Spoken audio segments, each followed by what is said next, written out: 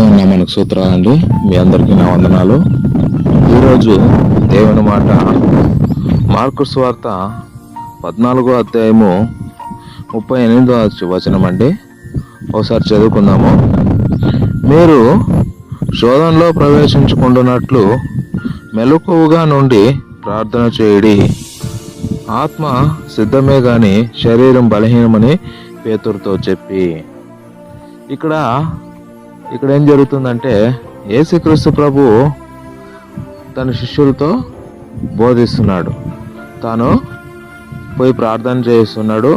ప్రార్థన చేస్తూ ఉంటే వీళ్ళని మీరు మెలకువగా ఉండి ప్రార్థన చేయండి అంటే వీళ్ళు అనుకొని నిద్రపోతున్నారు. ఆ టైంలో దేవుడు పలుకుతున్న మాటలండి ఇది. మీరు శోధనలో ప్రవేశించుకున్నట్లు. చాలామంది ఇదే పని చేస్తున్నారు. ఏమనంటే మెలకువగా ఉండి ప్రార్థన చేయాలి. రోజుకి కనీసం ప్రార్థన చేయాలి.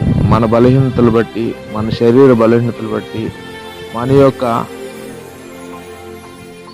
అనేక రకములైన మనలో ఉన్న పాపం బట్టి ఈ లోకంలో మనము ఆ వీడియోలు చూస్తుంటాము. ఒక్కొక్కసారి ఇలాంటి బట్టి, మనం వింటున్న చెడు మాటలు బట్టి, మన చుట్టుపక్కల ఉన్న చెడుని బట్టి మనము మెలకువగా ఉండి ప్రార్థన చేయాలి.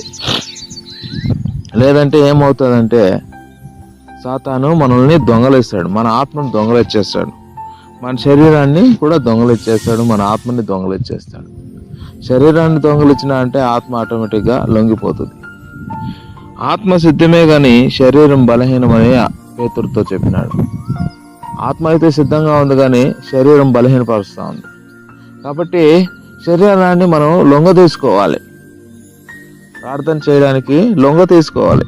చేద్దాం అనుకుంటాం కానీ చేయము. అదే శరీరము బలహీనం. ఆత్మ అయితే చేద్దాం అంటది కానీ శరీరం మాత్రము బలహీనపరుస్తూనే ఉంది. ఏం చేద్దాంలే ఇప్పుడు, మరి రేపు చేసుకున్నాలే అని మనల్ని బలహీనపరుస్తుంది. ఇది చాలా మనకు ఇబ్బంది. ఇది లేకుంటే, ప్రార్థన చేయలేకపోతే మనము ఏమీ చేయలేము.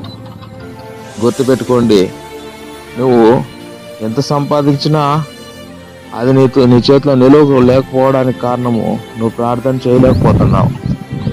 దాని కొరకు నువ్వు నిలబడమని ప్రార్థన చేయాలి. ఎంతకాలమైనా వివాహం కావట్లేదు. నువ్వు కొన్ని వాళ్ళ విషయాల్లో నువ్వు మార్చుకోవాల్సి ఉందేమో చూసుకో.